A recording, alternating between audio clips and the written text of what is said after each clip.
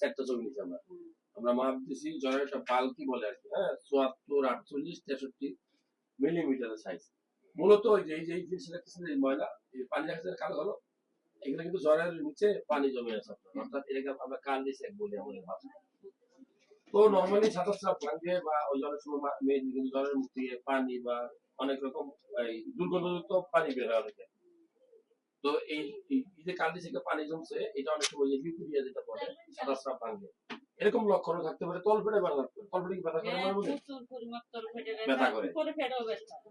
তবে এই তলপেটের জন্য আমি বলবো যে জ্বরের মুখে ক্যান্সার আছে কিনা এটা আমরা ভায়া টেস্ট বলি, সদরে করা হয়, আমি লিখে দেবো। এই টেস্ট করে দেখা উচিত। যারা ভিডিওটা দেখছেন মনে রাখবেন যে মা বোনদের অনেক সময় তলপেটে ব্যথা করে, সাঁতার ভাঙ্গে প্রস্তাবের মতো পানি বের হয়ে যায়, পানির মতো, হ্যাঁ, ময়লা দুর্গন্ধ পানি বের হতে পারে জ্বরের থেকে।